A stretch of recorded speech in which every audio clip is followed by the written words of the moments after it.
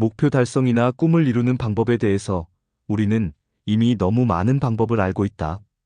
목표를 세우는 법, 계획을 쪼개는 법, 습관을 만드는 법, 시각화하는 법, 확언하는 법, 긍정적으로 생각하는 법. 세계적인 베스트셀러 더 시크릿이 나온 이후 수많은 책과 강의는 한 가지 메시지를 반복해왔다. 생각이 현실을 만든다. 의식이 에너지를 바꾼다. 원하면 이루어진다. 그러나 조금 더 깊이 이해하고 분석해보면 이 말들은 절반만 진실이라는 것을 알게 된다. 생각은 현실을 만들기도 하지만 더 자주 현실을 방어한다. 의식은 에너지를 바꾸기도 하지만 더 깊은 무의식의 흐름 앞에서는 쉽게 방향을 잃는다.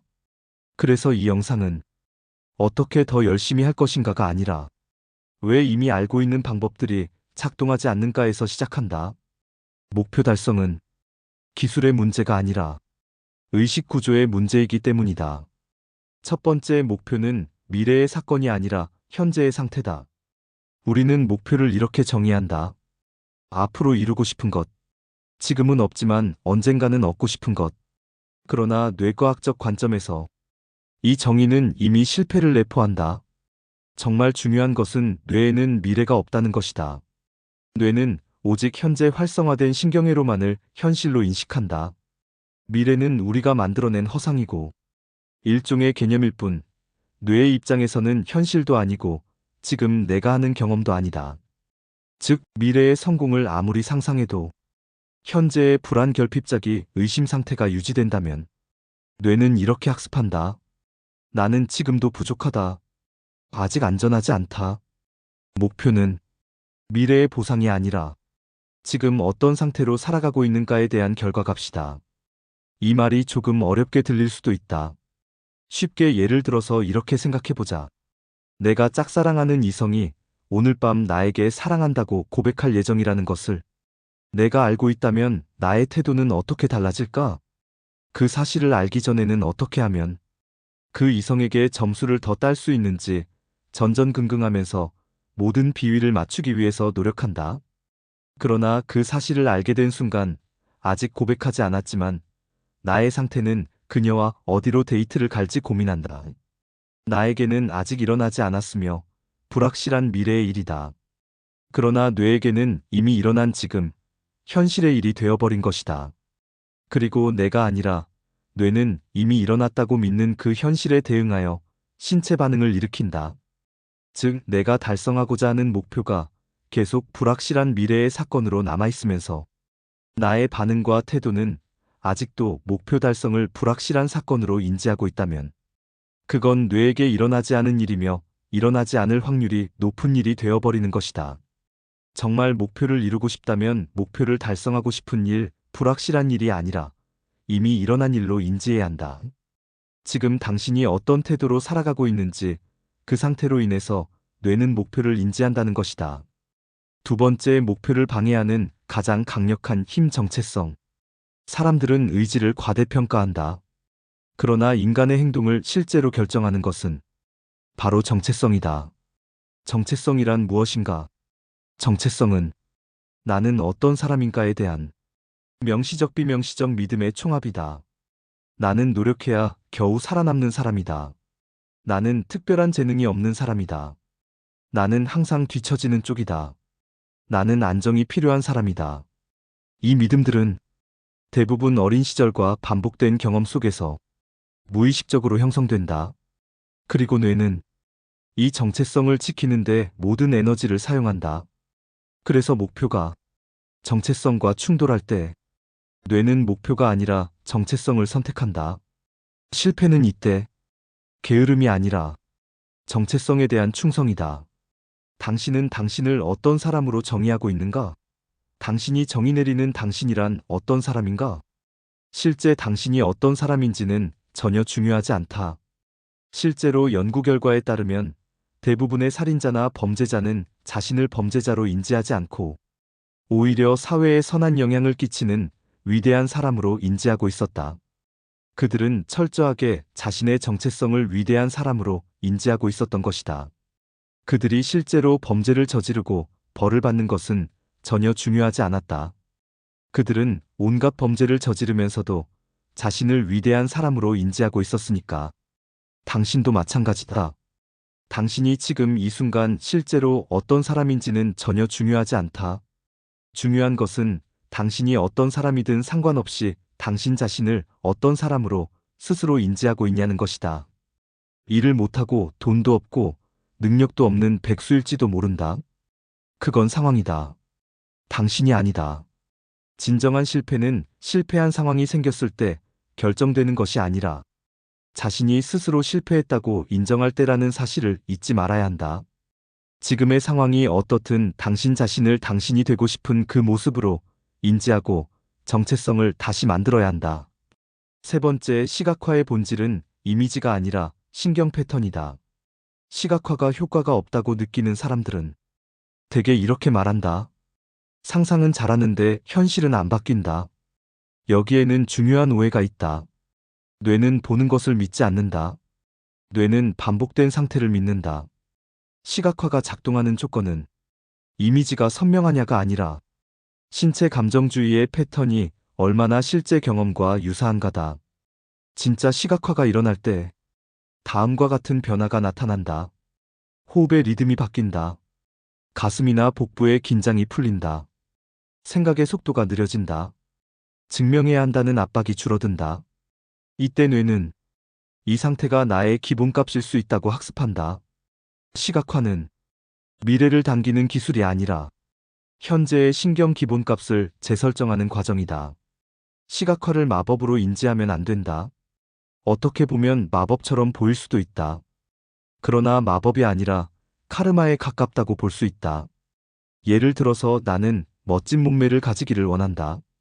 대포알 같은 어깨에 슬림하고도 탄탄한 복근과 남성미가 넘치는 허벅지를 가지길 원한다. 매일 정크푸드를 먹으면서 폭식을 일삼고 운동을 하지 않으면서 내가 정말 그런 몸매가 되었다고 정확하게 상상하고 느끼면 내가 원하는 몸매가 될까? 절대 되지 않을 것이다. 이건 노력을 해야 한다는 것을 말하는 것이 아니다. 지금의 당신 상태에 따라서 미래가 바뀐다는 것을 말한다. 뚱뚱하고 자기 관리를 하지 않는 사람들은 만사가 귀찮고 의욕이 없다. 그런 사람들에게는 시각화도 귀찮을 것이다. 운동을 하려고 하거나 식단 조절을 하는데 엄청난 의지력과 에너지가 필요하고 시작할 엄두도 나지 않을 것이다. 몸매가 바뀌지 않는 근본적인 이유가 바로 엄청난 의지력과 에너지가 필요한데 그럴 에너지와 의지력이 없다는 것이다. 근데 정크푸드를 먹으며 스마트폰을 보는 일에는 의지력과 에너지가 들까? 생리학적으로 들겠지만 그들에게는 아주 작은 의지력과 에너지가 들 것이다. 그러니 하루 종일도 할 수 있는 것이다. 만약 운동과 식단 조절이 그들에게 정크푸드를 먹는 것과 스마트폰을 보는 것만큼의 의지력과 에너지가 든다면 어떨까? 멋진 몸매가 되는 것은 시간 문제일 것이다. 시각화는 마법이 아니다. 당신의 신경회로를 조절하여서 당신이 지금 당장 엄청난 의지력과 에너지를 들여야만 할 수 있는 귀찮고 어려운 일들에 대해서 아무 일도 아닌 것처럼 만드는 것이다. 오히려 하고 싶은 일로 바꿔주는 것이다. 그게 시각화의 힘이다. 그리고 당신의 움직임에 따라서 시간과 공간이 재배치된다. 그렇게 당신은 원하는 것을 얻게 되고 원하는 사람이 되는 것이다. 네 번째, 확언이 실패하는 이유는 말이 아니라 거리감이다. 확언은 종종 자기암시나 자기기만으로 오해된다. 그러나 문제는 확언 그 자체가 아니라 현재 상태와 확언 사이의 거리다. 뇌는 너무 먼 도약을 거부한다. 현재 내가 느끼는 상태가 불안 80, 자기의심 70, 긴장 60인데 갑자기 나는 완전히 평온하고 풍요롭다 라고 말하면 뇌는 즉시 반박을 생성한다. 이때 필요한 것은 점진적 진실이다. 가장 강력한 확언의 형태. 나는 아직 불안하지만 이 불안을 알아차리고 있다. 나는 완벽하지 않지만 지금의 나를 부정하지는 않는다. 나는 아직 결과를 얻지 못했지만 도망치지 않고 있다. 이 문장들은 뇌에게 위협이 되지 않는다. 오히려 현재 상태를 안전하게 확장한다. 이건 도저히 안 되는 사람에게 추천하는 방법인데 나는 개인적으로 추천하지 않는다. 될 때까지 수도 없이 반복하면 뇌는 당신이 하는 확언을 받아들이기 시작할 것이다. 나는 월급이 없던 시절에 매일 누워서 노트에 확언을 적었다.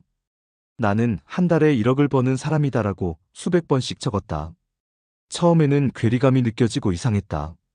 그러나 한 달이 지나자 점점 내가 정말 1억을 버는 사람처럼 느껴졌다. 그 후 몇 주가 더 지나자 내면에서 엄청난 에너지가 올라오기 시작했다. 그리고 눈에 보이는 모든 것이 돈을 버는 기회와 방법으로 보였다. 그렇게 나는 꿈을 달성할 수 있었다. 이건 나뿐만이 아니라 굉장히 많은 사람들이 겪은 이야기다. 당신이 확언을 하는 이유는 지금 당신의 상태가 당신이 원하는 상태가 아니기 때문이다. 당연히 괴리감이 느껴질 수밖에 없고 그 목표가 클수록 괴리감이 크게 느껴질 수밖에 없다. 그러나 쉬지 않고 매일 반복하게 된다면 뇌도 서서히 그 확언을 진실로 받아들이게 될 것이다. 그리고 뇌가 진실로 받아들일 때 뇌는 당신의 온몸으로 그 신호를 전달하게 될 것이고 당신은 움직이지 않고서는 견딜 수 없을 정도로 몸이 근질근질하게 될 것이다. 그리고 마침내 당신은 목표를 이룰 것이다. 5번째 목표는 감정의 언어로 번역될 때 힘을 갖는다. 사람들은 무엇을 이루고 싶은가를 말하지만 정작 중요한 질문은 이것이다. 그것을 이뤘을 때 나는 어떤 상태를 느끼고 싶은가? 돈의 본질은 숫자가 아니라 안정감이다. 성공의 본질은 성과가 아니라 자기 허용이다. 자유의 본질은 시간이 아니라 내적 여유다. 목표를 감정 언어로 번역하지 않으면 뇌는 목표를 이해하지 못한다. 감정은 생각을 거치고 나오지 않는다. 그래서 감정이라는 것은 인간이 가진 가장 솔직하고 원초적인 표현이다. 감정이 표출된다는 것은 뇌가 그 상태 그대로가 되었다는 것을 의미한다. 목표를 이룬 상상을 하면서 하늘을 나는 기분이고 웃음이 끊이질 않고 속이 뻥 뚫린 것 같은 기분이 느껴져야 한다. 그런 기분이 든다는 것은 이성적인 사고를 거쳐서 뇌가 당신의 목표를 이해한 것이 아니라 뇌가 당신의 목표 그 자체를 그대로 현실로 받아들이고 느끼고 있다는 증거다. 그러니 어떤 상상을 하든 어떤 확언을 하든 그 내용이 아니라 그 순간 당신에게 느껴지는 감정에 집중해야 한다. 6번째, 무의식은 목표를 판단하지 않는다. 다만 반복한다. 무의식은 선악도 옳고 그름도 모른다. 무의식은 오직 하나만 한다. 반복된 패턴을 강화한다. 반복된 자기 비판, 반복된 불안, 반복된 미루기, 반복된 비교. 이것들이 쌓이면 그 자체가 인생의 방향이 된다. 그래서 목표 달성의 핵심은 새로운 행동이 아니라 기존 패턴의 속도를 늦추는 것이다. 기존의 당신이 마음에 들지 않고 계속해서 자신도 모르게 무의식이 당신을 판단한다면 무언가를 하기보다 그 무의식에 반복적으로 제동을 걸어야 한다. 자아, 의식, 무의식은 모두 당신의 내면에서 나오지만 그 셋 중 어떤 것이 진정한 당신인지 모른다. 그래서 우리는 그 셋과 모두 대화를 할 수 있다. 무의식이 반복적으로 부정적인 말을 하고 당신의 자존감을 갉아먹는 말을 한다면 그때마다 아니라고. 당신은 무의식에 반박하고 제동을 걸어야 한다. 한 번에 되지 않는다. 왜냐하면 당신의 무의식은 평생에 걸쳐서 만들어진 것이기 때문이다. 그렇다고 똑같이 무의식을 바꾸는데 평생이 걸리지는 않는다. 쉽게 생각해서 양동이에 가득 찬 물이라고 생각하면 된다. 당신의 무의식이 이미 가득 찬 물이고 당신이 의식적으로 주입하는 말은 새로 주입하는 물이다. 새로운 물을 계속 부으면 기존의 물은 천천히 흘러서 나가게 되고 언젠가 새로운 물이 가득 차게 될 것이다. 빨리 새로운 물로 채우고 싶은가? 그럼 새로운 물을 많이 넣으면 된다. 7번째, 노력은 필요하지만 자기 폭력은 필요 없다. 많은 사람들이 노력과 자기 비난을 혼동한다. 이 정도로는 부족해. 더 해야 돼. 남들은 다 하는데 왜 나는 못해? 이 언어는 동기를 주는 것처럼 보이지만 실제로는 신경계를 위협 상태로 고정시킨다. 위협 상태의 뇌는 장기 계획을 못한다. 창의적 연결을 못한다. 지속성을 유지하지 못한다. 즉, 가장 열심히 자신을 몰아붙일수록 목표에서 멀어진다. 사람들이 혼동하는 것이 자기 폭력도 일종의 노력이라고 생각하는 것이다. 이건 마치 자녀 교육과 같다. 어떤 부모는 자녀에게 면박을 주고 폭력을 일삼고 채찍질만 하면서 자녀가 성장하고 잘 되기를 바란다. 그러나 자녀는 반대로 삐뚤어지고 뒤처지고 의기소침해진다. 반대로 사랑을 주고 존중해주고 기다려주는 부모에게 교육을 받은 자녀는 처음에는 조금 뒤처지고 느릴지 몰라고 언젠가 엄청난 차이로 앞서 나가게 된다. 자기 폭력은 노력이 아니다. 의지력을 강화하는 방법도 아니다. 말 그대로 폭력일 뿐이다. 자신에게 사랑의 양분을 계속 주는 노력을 해야 한다. 8번째, 목표 달성은 집중이 아니라 정렬이다. 집중은 에너지를 한 점에 모으는 기술이다. 정렬은 삶 전체의 방향이 하나로 맞춰지는 상태다. 집중은 피로를 남기지만 정렬은 힘을 남긴다. 정렬된 상태에서는 해야 할 것과 하지 말아야 할 것이 분명해지고 선택이 단순해지며 행동이 자연스럽게 이어진다. 이때 목표는 더 이상 해야 할 일이 아니라 하고 싶지 않아도 하게 되는 흐름이 된다. 운동도 해야 하고 공부도 해야 하고 일도 해야 하고 책도 읽어야 하고 청소도 해야 한다고 생각하면 아무것도 잘할 수가 없다. 모든 것을 중요하게 여기는 것은 아무것도 중요하게 여기지 않는 것과 같다고 했다. 목표를 달성하는 데 필요한 것은 모든 일에 집중하는 것이 아니다. 성공도 마찬가지다. 사격장에서 10개의 관역 모두 명중하기 위해서 몇 발을 발사해야 하는가? 정답은 딱 한 발만 발사하면 된다. 10개의 관역을 모두 겹치고 쏘면 되는 것이다. 아무리 명사수라도 10개의 관역을 따로 쏘아서 똑같은 곳을 맞출 수 없다. 정렬은 당신의 가치관, 삶에 대한 태도를 말한다. 당신의 가치관과 태도는 당신 그 자체가 된다. 성실하고 정직한 가치관과 태도를 가진 사람은 범죄를 저지르겠다는 목표를 달성하기가 어렵다. 반대로 심성이 나쁘고 고약한 사람은 정직하고 성실한 목표를 달성하기가 어렵다. 당신의 가치관과 태도가 올바르게 정렬이 되면 당신의 목표는 자연스럽게 이루어질 확률이 높다. 9번째, 진짜 목표 달성의 시작점 멈춤. 모든 깊은 변화는 멈춤에서 시작된다. 반응하기를 멈추고, 비교하기를 멈추고, 증명하려는 충동을 멈춘다. 이 멈춤 속에서 우리는 처음으로 자신의 실제 상태를 느끼기 시작한다. 목표는 이 정직한 관찰 위에서만 현실이 된다. 다른 사람과 비교하면서 목표 달성의 여부를 결정하게 된다면 평생 목표를 이루지 못한다. 유일하게 비교해도 되는 상대는 바로 어제의 나다. 어제의 나와 지금의 나를 아는 방법은 단 한 가지다. 모든 것을 멈추고 자신을 있는 그대로 바라보고 관찰하는 것이다. 10번째, 내가 사라질 때 목표는 완성된다. 가장 역설적인 지점이다. 목표에 집착하지 않을 때 목표는 가장 빠르게 움직인다. 이 상태에서는 결과에 대한 두려움이 줄어들고 과정 자체가 목적이 되며 행동이 자연스럽게 이어진다. 이것은 포기가 아니다. 오히려 완전한 참여다. 결론, 목표는 만들어지는 것이 아니라 드러난다.